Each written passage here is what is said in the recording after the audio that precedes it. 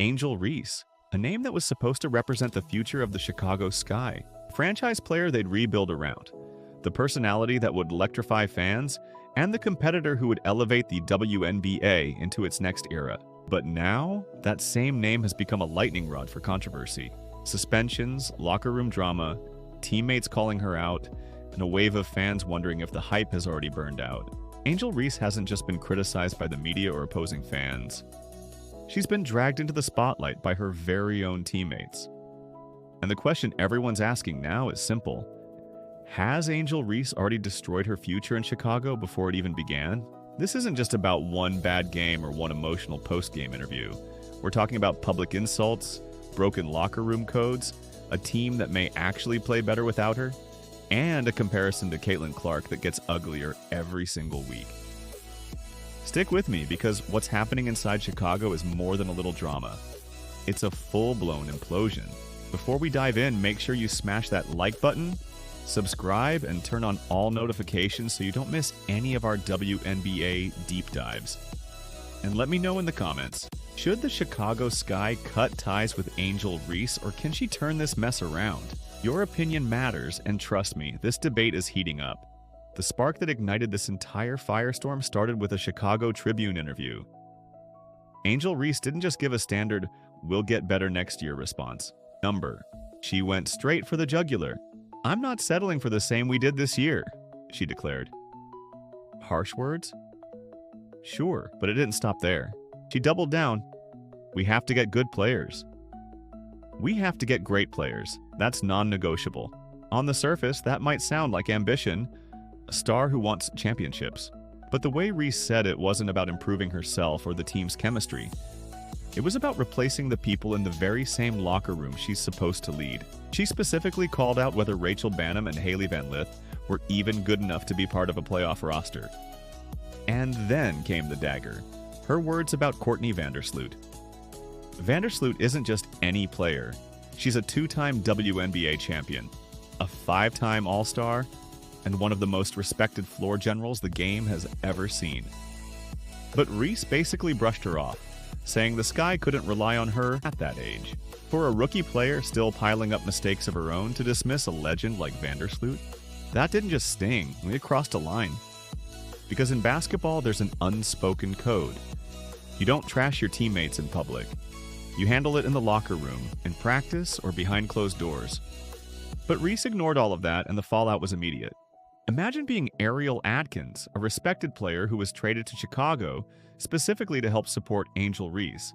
Instead of joining a united team ready to push forward, she walks into a locker room where the so-called star is tearing her teammates down in the media. Atkins, to her credit, kept it classy. She defended her teammates, emphasized unity, and focused on collective improvement. But you could feel the tension. She was cleaning up a mess she didn't create. Rachel Banham, on the other hand, didn't bother hiding her frustration. She cut through all the noise with one line. "I just don't really care. I'm so over all this." That wasn't indifference, and it was exhaustion. A veteran who's seen plenty of locker room drama was basically saying, "I don't have time for this nonsense." And then there was Courtney Vandersloot. The idea that she was too old to contribute didn't sit well with her. Not when she's proven year after year that her consistency and leadership are invaluable. Her response was firm. "My age is absolutely not a factor. I am coming back better than ever." That's the voice of someone who's earned respect through action, not just words. So, in just a few days, Reese had turned teammates into critics and veterans into opponents. Not exactly the recipe for building trust in the locker room. The Chicago Sky weren't about to sit back and let the drama fester. After all, this was the player they had gambled everything on. Just last offseason, the front office reshaped the roster around her, even trading away the number 3 overall draft pick, Sonia Citrone, to acquire Ariel Atkins. That move screamed, "We're all in on Angel Reese." But instead of unity, Reese's comments magnified the cracks. And the Sky decided enough was enough. They suspended her for conduct detrimental to the team. Those words carry weight. It wasn't just about her on-court fouls or turnovers. It was about leadership, accountability, and respect. Or in Reese's case, the lack of it. The message was loud and clear. Nobody, not even the supposed face of the franchise, is above the team. And here's the kicker. If Angel Reese were dominating every night, dropping 25 and 15 with flawless execution, maybe, just maybe, the locker room would swallow the drama. Winning has a way of silencing critics, but Reese wasn't delivering that. Instead, she was leading the entire league in turnovers, despite missing weeks of action with a so-called back injury. Think about that. Most players need heavy minutes all season to rack up numbers like that. Reese piled them up in limited time. Her shooting? Rough. She was missing layups at alarming rates early in the season. Fans were even betting on her to miss her first shot in consecutive games. And the suspensions didn't help. After picking up her 8th technical foul, she earned an automatic 1-game ban, conveniently knocking her out of a highly anticipated matchup against Caitlin Clark in the Indiana Fever.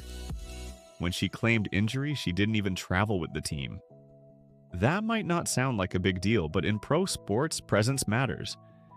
Compare it to Caitlin Clark, who stayed glued to the sidelines when she was hurt, guiding teammates, clapping through every run, showing leadership even without touching the ball. Reese? She wasn't even in the building. So while her teammates were fighting through the grind of the season, Reese was making headlines for all the wrong reasons. The damage wasn't limited to media quotes or stat sheets. Inside the locker room, the atmosphere changed.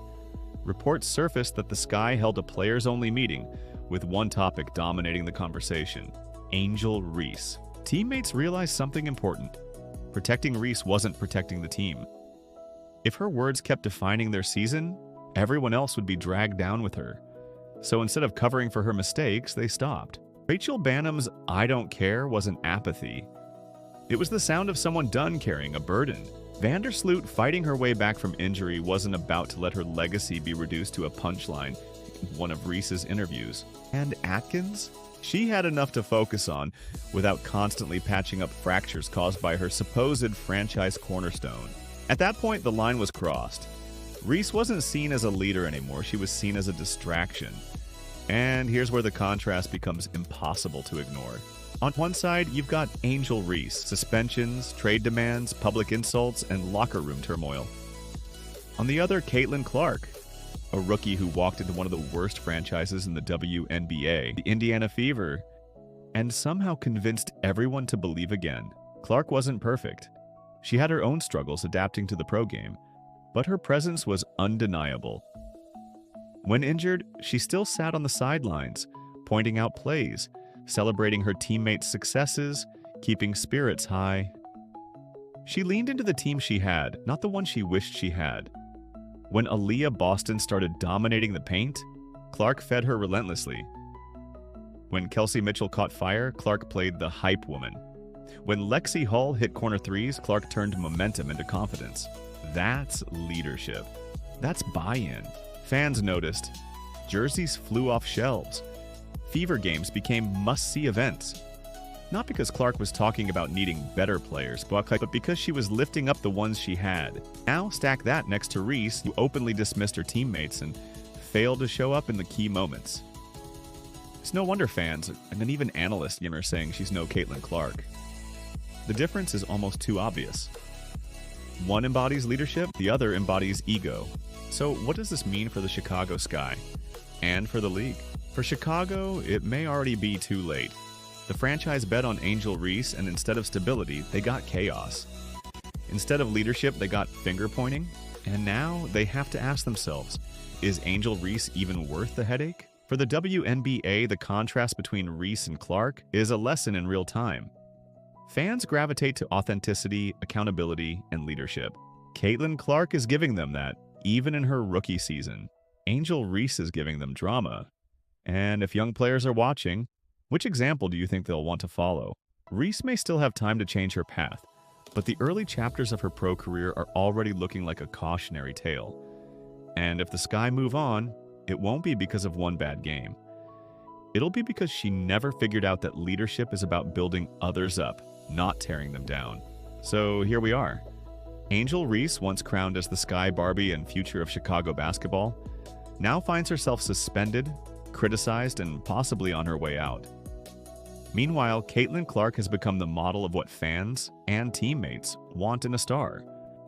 The cracks Reese kept pointing out in Chicago weren't in the roster, they were in her own reflection. So I'll leave you with this.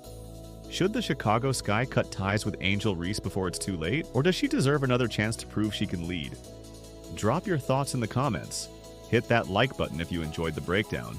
And don't forget to subscribe so you never miss a story from the WNBA.